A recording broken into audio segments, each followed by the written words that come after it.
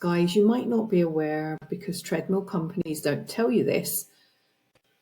The cardio that you think you are building in, your dog already has it, and they were born with it. I'm Angela Day, and I'm a canine rehab and core fitness specialist, and I'm based in the UK. Over the last decade, I have worked with thousands of dogs, including police dogs, sporting champions, service dogs in all manner of jobs, and family pets. I've literally spent years unpicking the damage done by training programs that are designed for humans. And these programs have been applied to dogs wholesale. And the treadmill is one of the biggest offenders. Let me show you why. I'm going to start with some research that's going to just change the way you look at your dog's physiology. Researchers took elite Alaskan sled dogs and put them through a grueling endurance test. And so they essentially ran a marathon for 5 consecutive days. So that was 160 kilometers a day for 5 days straight. Now, conventional wisdom is going to have you think that the dogs would hit a wall just like a human would, that they deplete their glycogen levels like humans do. Glycogen is the primary fuel source for endurance work. And eventually they would just hit a wall, so performance would drop significantly. Here's what actually happened. On day 1, glycogen levels dropped by almost 80%, from 340 down to 73. Now this is exactly what you'd expect, right? It's what we'd expect in a human.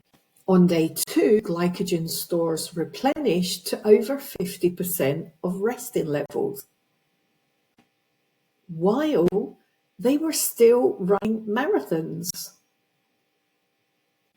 Day 3, 4, and 5, the dogs remained stable. No depletion, no wall, no crash. The dogs had switched fuel sources entirely. They'd started recruiting fatty acid triglycerides that don't deplete. Now let me show you what that looks like against human physiology, because this is where it gets really interesting.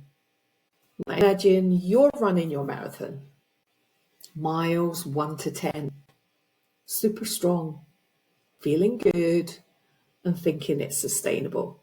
Mile 15 though, your legs start to feel it and they feel like cement blocks.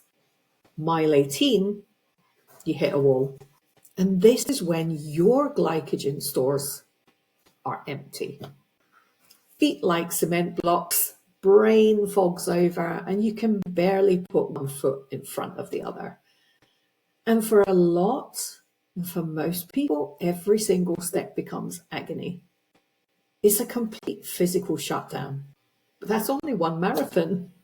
Now imagine you have to run that again tomorrow. Day 2, you'll likely have a massive carb overloading overnight, pasta, gels, recovery drinks, just using every trick in the book, right?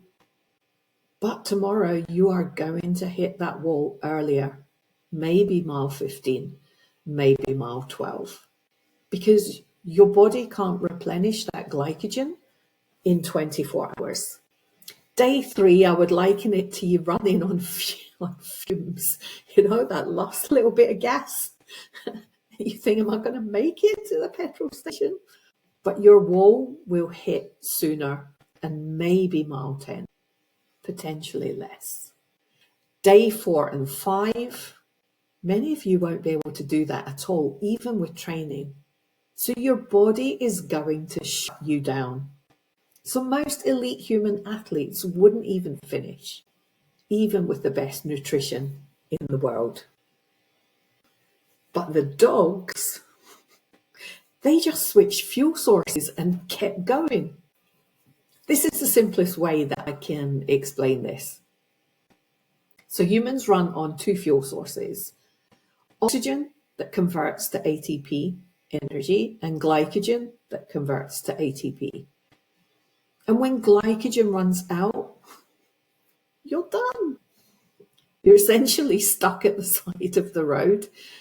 Dogs run on three: oxygen to ATP, glycogen to ATP, and fatty acid triglycerides to ATP.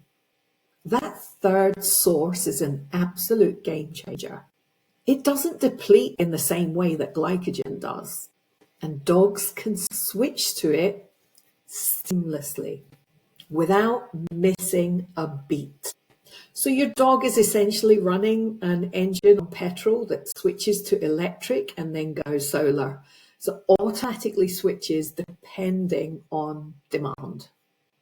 Your engine runs on petrol, my lovelies. So when that runs out,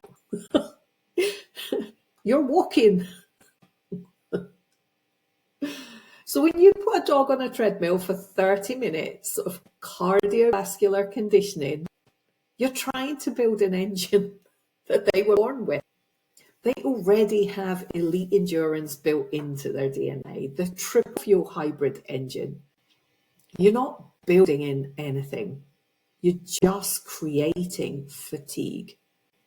And this is where it gets worse.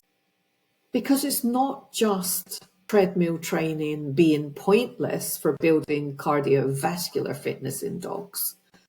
It's actively causing harm. And how did this show up? Shortened stride, altered movement pattern, subtle compensations that the owners didn't notice but were building up over time. I see this in clinic all the time.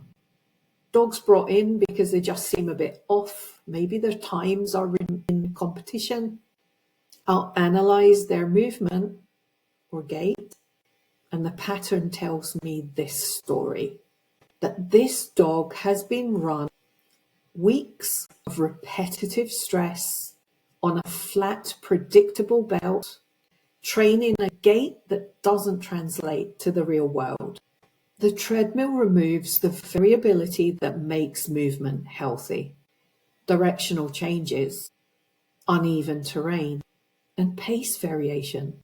And above all, it takes away the proprioceptive challenge. So when it strips away all of that and replaces it with repetition on a flat surface, done consistently, this builds compensatory pattern. Now, I want to be clear. In the right hands, treadmills have a specific and valuable role in rehabilitation. Under professional supervision, they have a specific clinical role to play. They are a tool, but that's not what most owners use them for. Most owners are doing 30-minute sessions, believing that they are building cardiovascular fitness in their dogs. They are not. So if we don't use a treadmill, what do we do? This is what I really want you to think about. I want you to stop measuring your dog's exercise by distance or duration. And I want you to start measuring by quality of movement. Your dog needs 3 things that your treadmill will never give them. 1, varied natural movement. Let them explore. Let them change pace, change direction, scramble up a bank, navigate on uneven ground. That constant variation, the heart rate fluctuating, the muscles firing unpredictable patterns, the brain engaged, that's doing far more for their body than any treadmill session ever could. I get it though, it just doesn't look like training to us, but physiologically, it is. 2, core stability. I don't know why I put it as 2, because it's actually 1.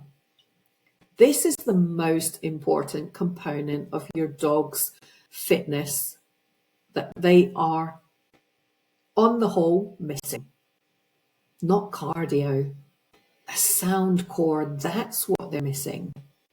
Without a strong functional core, every step your dog takes is transferring force through joints and tissues that aren't adequately supported.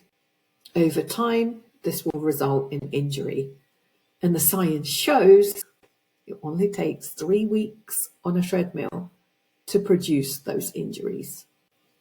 Over time, that's where injury comes from, not lack of treadmill time. 3. Proprioceptive challenge. Your dog's ability to know where their body is in space. Balance, coordination, body awareness.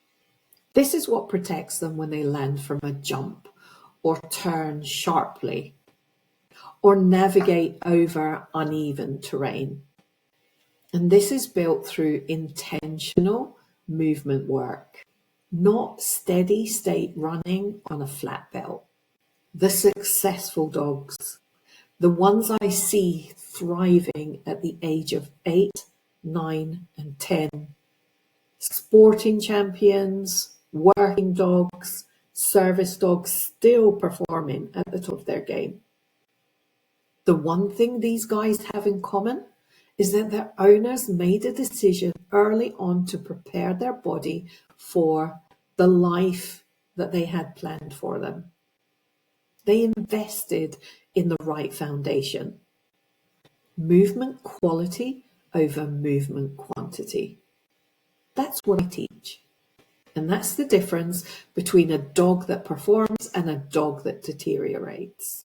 If you want to understand more about why applying human fitness principles in dogs is really not the way to go, you're kind of wasting your time, then click the link below and subscribe.